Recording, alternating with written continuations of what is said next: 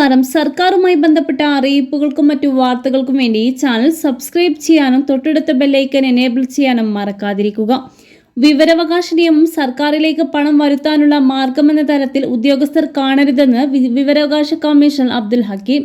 വിവരം നൽകാൻ ഓഫീസർമാർ നിർദ്ദേശിച്ചാൽ അവ നൽകാത്ത സഹകരണ സ്ഥാപനങ്ങളിലും സ്വകാര്യ സംരംഭങ്ങളിലും ഉദ്യോഗസ്ഥർ നേരിട്ടെത്തി രേഖകൾ പിടിച്ചെടുക്കണം. വിവരാവകാശ അപേക്ഷകളിൽ 30 ദിവസം കഴിഞ്ഞ് മറുപടി നൽകിയാൽ മതിയെന്ന ധാരണ തെറ്റാണ്. ജീവനും സ്വാതന്ത്ര്യവുമായി ബന്ധപ്പെട്ടിട്ടുണ്ടെങ്കിൽ വിവരം 48 മണിക്കൂറിനകം നൽകണം. മറ്റു അപേക്ഷകൾ 5 ദിവസത്തിനകം നടപടി ആരംഭിക്കണമെന്നും അദ്ദേഹം വ്യക്തമാക്കി. സർക്കാരിലെ മുഴുവൻ കാര്യങ്ങളും വിവരാവകാശ നിയമപ്രകാരം പുറത്തു നൽകേണ്ടതില്ല. വിവരങ്ങൾ വിലപ്പെട്ടവയും നിയന്ത്രിക്കപ്പെട്ടവയുമുണ്ട്.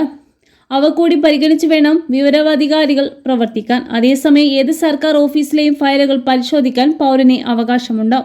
വിവരാവകാശ നിയമം സംരക്ഷിക്കാൻ ഉദ്യോഗസ്ഥർ നിരന്തരം ഇടപെടൽ നടത്തണം.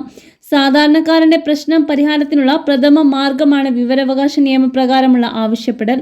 വിവരാവകാശ നിയമത്തിന്റെ പ്രയോക്താക്കൾ പൊതുജനങ്ങളാണ്. ഭരണത്തിന്റെ ചാലകശക്തികൾ നിയന്ത്രിക്കാൻ പൗരന് സാധിക്കുമെന്നും വിവരാവകാശ നിയമപ്രകാരം പൗരന് അപേക്ഷ നൽകിയാൽ ഉദ്യോഗസ്ഥർ ജാഗ്രതയോടെ മറുപടി നൽകണം.